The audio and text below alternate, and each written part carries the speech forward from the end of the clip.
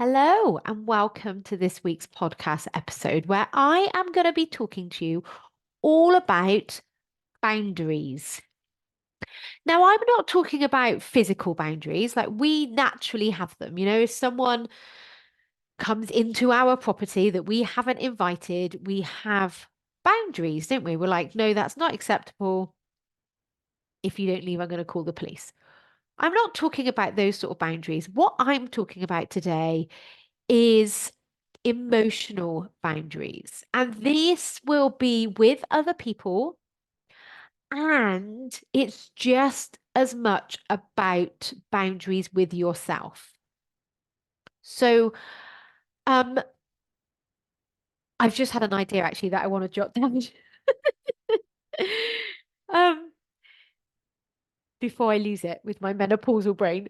So, this is going to be especially important for you if you feel torn in lots of different directions, right? If you're trying to be everything for everybody, um, this episode is going to be really helpful to you. And there's kind of two parts to it. There's learning how to set a boundary, and then there's learning how to actually honor that boundary. But what is a boundary? I mean, let's start there. And a boundary might sound like when you talk to me in that tone of voice, I will leave the room. Or when so and so does such and such, I will dot dot dot. Um, so a boundary is about controlling you. I'm going to say this again. When you put a boundary in place, this is about controlling you. It is not about trying to control the other person. One, because that's impossible. It's fucking impossible to actually try and control other people. Have you noticed? Maybe you've tried. It's impossible. But just because you can't control other people, it doesn't mean to say you can't control you. So a boundary is very much about when something happens, I will. So it's bringing the focus back onto you. It's bringing the focus back onto the one thing that you can control in your life instead of the thing that you can't. Now, this is quite obvious, I think, when you're dealing with other adults. It can get a little bit cloudy, I think, when we're dealing with our children or maybe even members of staff if you manage people. So, as a parent, I feel like it's my job to make sure that my boys grow up to be very balanced, very healthy individuals. And part of that for me is not being their mate. I am not there to be their friend. I'm there to teach them how to manage their mind, how to manage their emotions, make healthy decisions. Now, this is just my opinion. I'm not saying this is how you should parent, not at all. I'm just saying this is how I see my role as a parent is to, with so much love, raise my children so that they are balanced adults. But there are times when I have to tell them what to do. There are times when I have to call rank and I have to say, right, actually, that's not acceptable. This is how I would expect you to behave. So when it comes to our children, and I think similar with members of staff, we have an expectation on how somebody should behave. I'm going to talk more about expectations in a second in another episode, but maybe the next one. But with our children and members of staff, we literally have an expectation. We want them to say their please and thank yous. We want them to be polite. We want them to, behave in a respectful manner. So whatever it is for you, but we do have an expectation. The only problem is because they're little humans, or big if you're talking about staff members, humans by the right that God gave us, get to decide what we do. We actually have the freedom, the free will to behave in a certain way, to say certain things, to make our own choice. So there's a bit of a grey line between what my children absolutely should do and then their free will as a human. And I don't know about you, but I want to teach my child that it is safe for them to be them, that they don't have to conform to society's norm. And I think when that is instilled in them, that they don't have to change, that they are 100% beautiful and lovable exactly how they are, I hope that that self-esteem and that self-confidence will enable them to make good choices.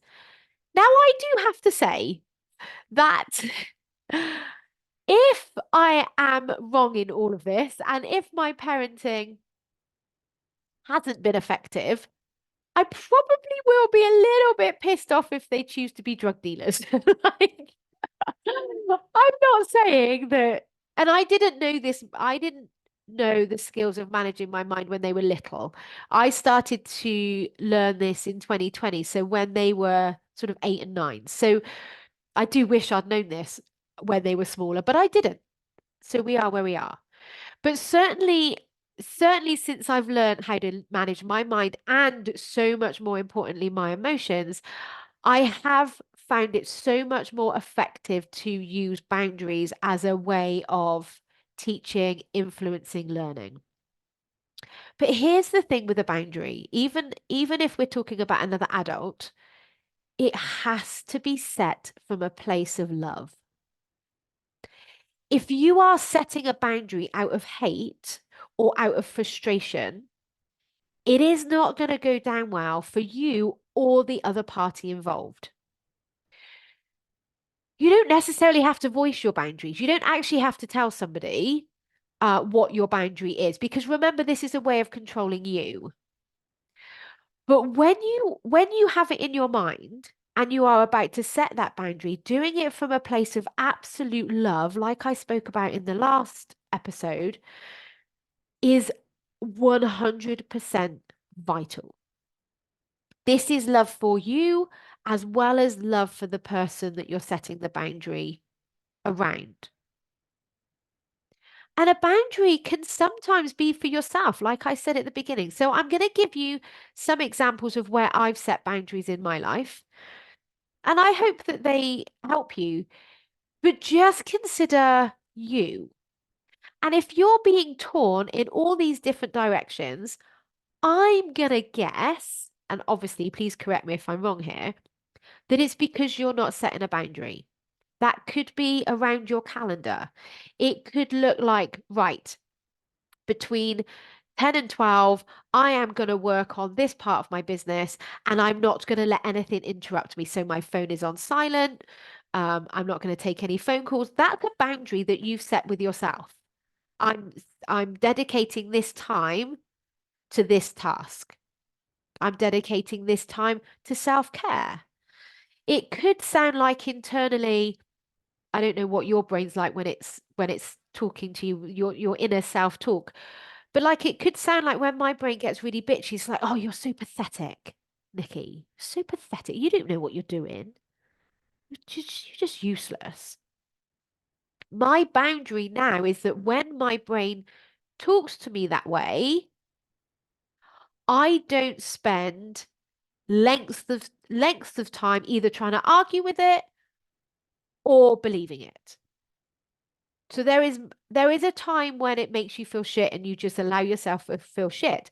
But that's temporary. A few minutes, 10 minutes, 20 minutes, you're like, right. The boundary is when my brain is bitch talking me, I will listen with fascination, feel any feels, and then tell myself none of that is actually true. Or what if that wasn't true? So you can do boundaries with your inner self-talk, because that primal brain isn't necessarily you. It is like another human. We all have that shitty primitive brain. It's in all of us. So you can set boundaries even around your inner self-talk. And it's like, right, hang on a minute. Wait, maybe when your brain starts to tell you, oh, you're not clever enough, your response to that is, well, if that wasn't true, what would I do differently? I'm going to go and ask Google, because Google or YouTube knows everything. So you can set boundaries with yourself. But a couple of boundaries that I set, and we've done this quite recently in our house, is we've came up with a screens agreement. So my 12 and 13-year-old, probably just like your children, love gaming. They love scrolling. And if they had their way, they would do that probably 24/7. It's addictive by design. It's incredibly entertaining and they love it. So we've come up with a screens agreement and we've written down the boundaries that we are putting around screens.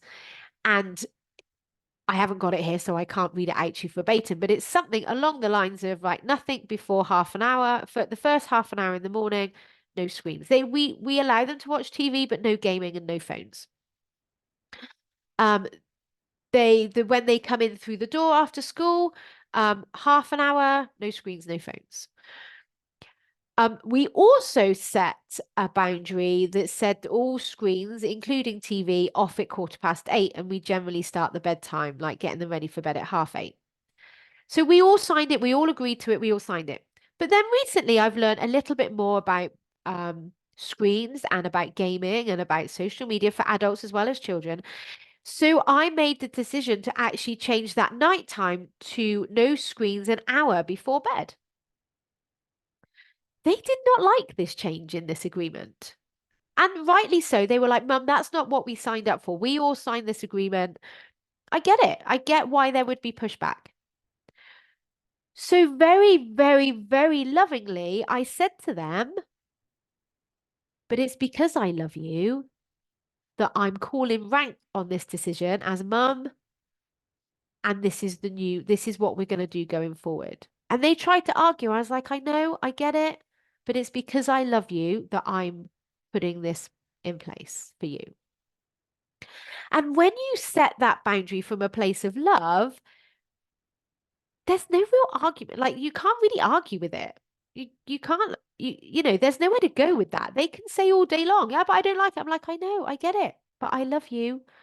And this is how I'm caring for you. So that's one example of how to set a boundary.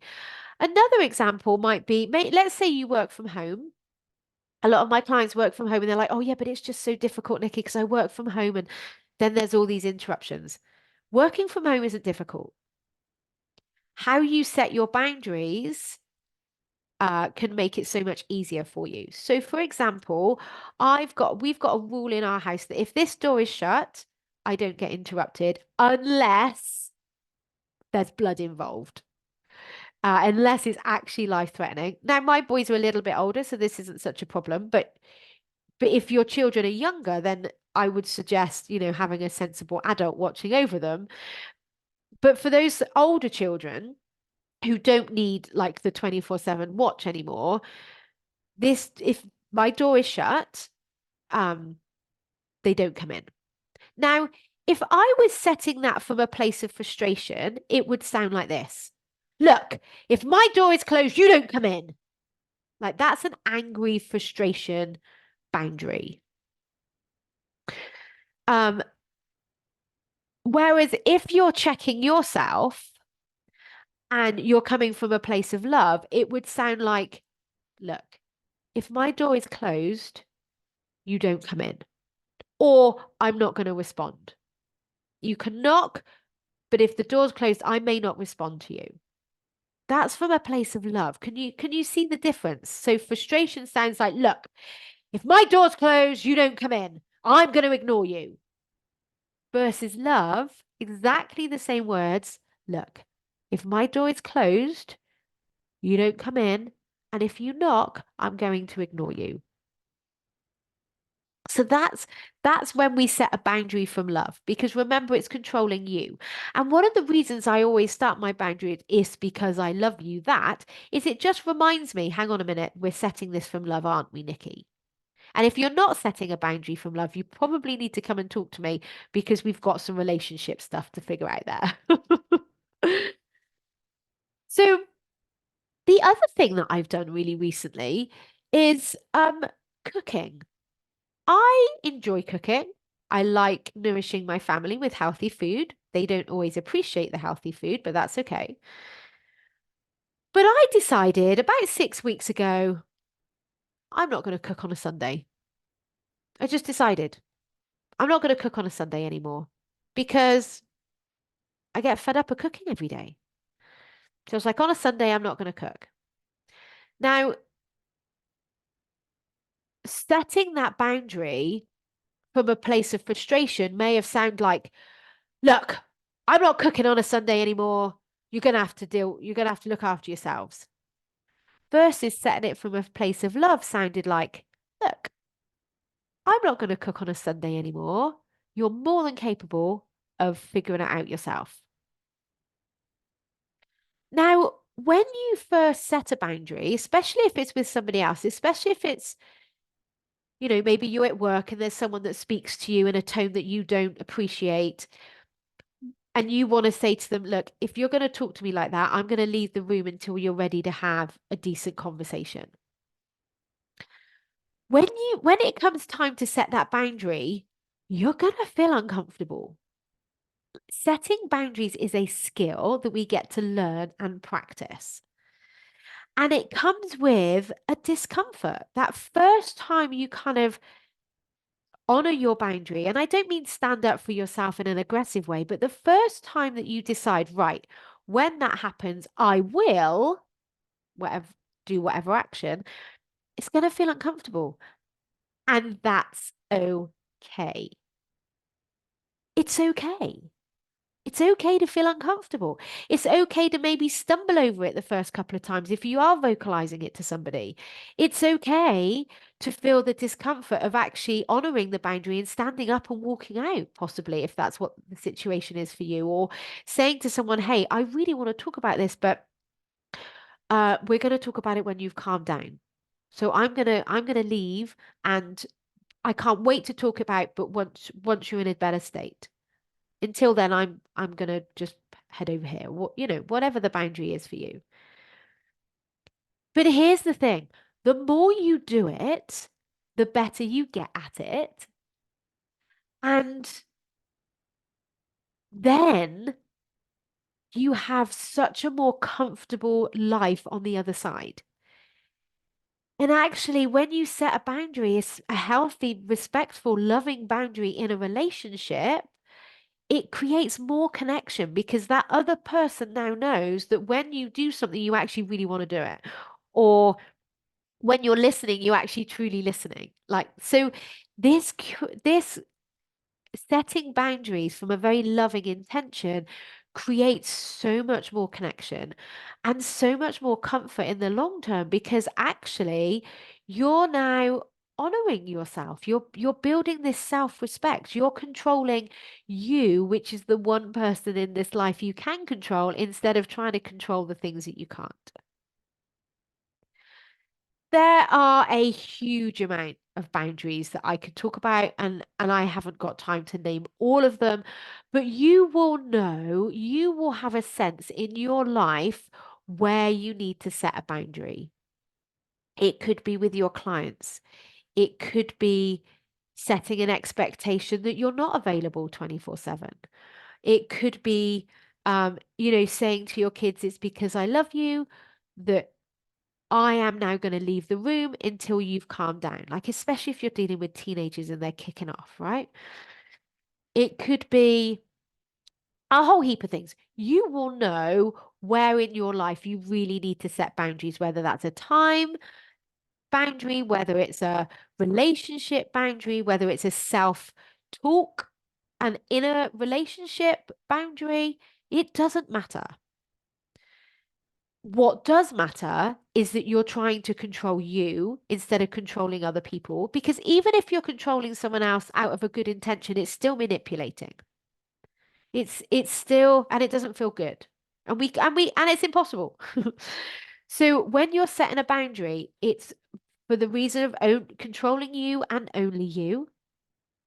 And you're setting it from a place of complete unconditional love for you and for anybody else involved. I really hope that helps. I really hope taking on board, being willing to be uncomfortable whilst you practice setting boundaries for yourself is a gift that you're willing to give yourself.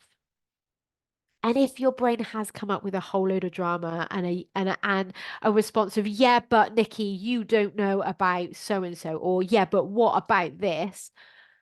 Hey, just get in touch with me. Let's have a conversation about it.